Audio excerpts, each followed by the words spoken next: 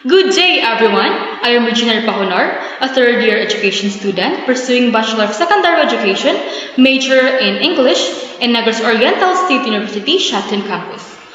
Today, I will be presenting about radio broadcasting, specifically its foundations and history. By the end of this video, you will be able to, first, explain what radio broadcasting is as a mass communication and journalistic medium. Second, describe the historical development of radio worldwide and in the Philippines. And lastly, understand how radio works technically and its continuing relevance in journalism, particularly in campus journalism or campus radio. Now, let us begin. According to Encyclopedia Britannica, in the year 2024, radio broadcasting is the transmission of sound, including speech and music, through electromagnetic radio waves from a single source to a wide audience using radio receivers. In simple terms, it allows one broadcaster or even thousands or millions of listeners at the same time, which is why it is considered as a one-to-many communication medium. Now moving on, let us now examine the key features of radio journalism. For the first one, we have immediacy.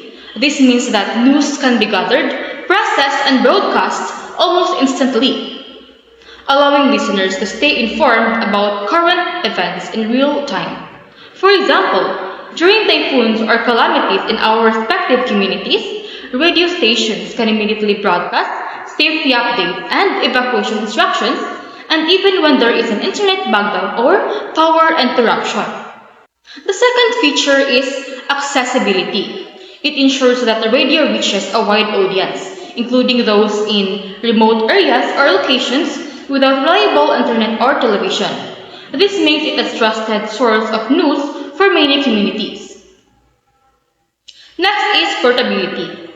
It allows radio to be used anywhere. It can be at home, in cars, or even on the go, so people can access information whenever and wherever they need. For the last one, we have audience engagement. Radio encourages listener interaction through call-ins, live interviews, and feedback, creating a two-way communication channel that strengthens the connection between broadcasters and their communities. By combining these features, radio became a powerful and enduring medium for journalism, capable of informing, educating, and connecting people effectively. These qualities also make it an ideal platform for campus radio, where students can practice reporting, producing programs, and engaging audiences in meaningful ways. Now moving forward, let us now proceed to the brief history of radio broadcasting, worldwide and in the Philippine context. Radio broadcasting has a rich history worldwide, starting in the early 20th century. Radio evolved from wireless telegraphy used in the late 19th century to transmit Morse code across distances. Maybe some of you are familiar with what is Morse code, but there are others who may not be acquainted, so to provide context, Morse code is an early system for sending messages using short and long signals or dots and dashes to represent letters and numbers. Before we could broadcast voices over the radio, messages like news or alerts were sent this way across long distances. Now, by the start of 1910s, experimental audio broadcasts emerged, allowing voice and music to be transmitted over radio waves.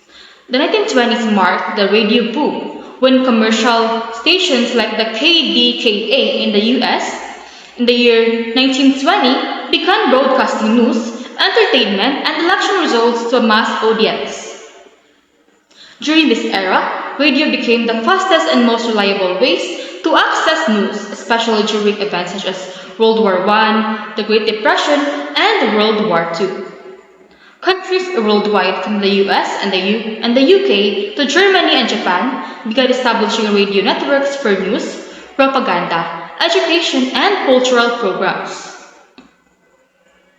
In the Philippine context, radio appeared in the 1920s with experimental stations, but the regular broadcasting started in the year 1930s with stations like the KZKZ in Manila, which is the first authorized radio station in the Philippines. Radio quickly became a major source of news, entertainment, and government announcements. During World War II, it was used for both public information and propaganda under Japanese occupation.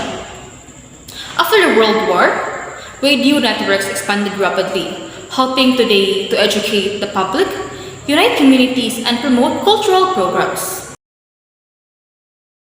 This worldwide and local historical perspective shows that radio is not only an American or European phenomenon.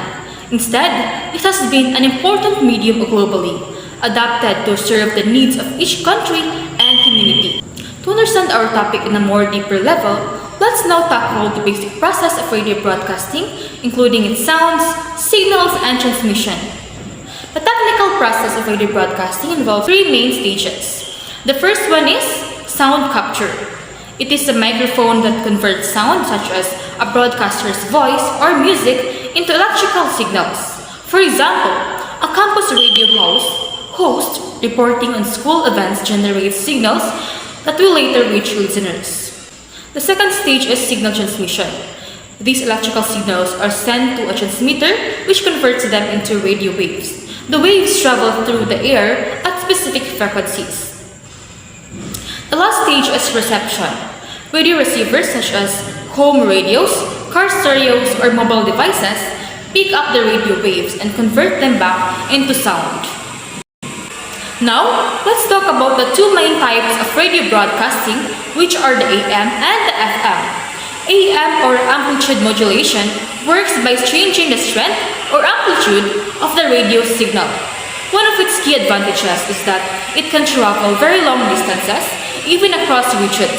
Because of this, AM radio is commonly used for news, talk show, sports, and emergency broadcasts, where reaching as many listeners as possible is more important than having perfect sound quality. On the other hand, FM, or frequency modulation, works by changing the frequency of the signal rather than its strength. FM radio produces high-quality, clear sound, which makes it perfect for music, entertainment programs, and even campus radio shows. However, FM signals don't travel as far as AM, so their coverage is more localized. Understanding the difference between AM and FM is important for journalists because it affects how content is delivered. AM is better for wide-reaching announcements and real-time news, while FM is ideal for programs that need clear sound and better audio quality, like music or in-depth interview. Now, moving on, let's now finally discuss what is radio as a foundation of broadcast journalism. Radio is widely recognized as the foundation of broadcast journalism. Many of the practices that are standard in journalism today actually started with radio.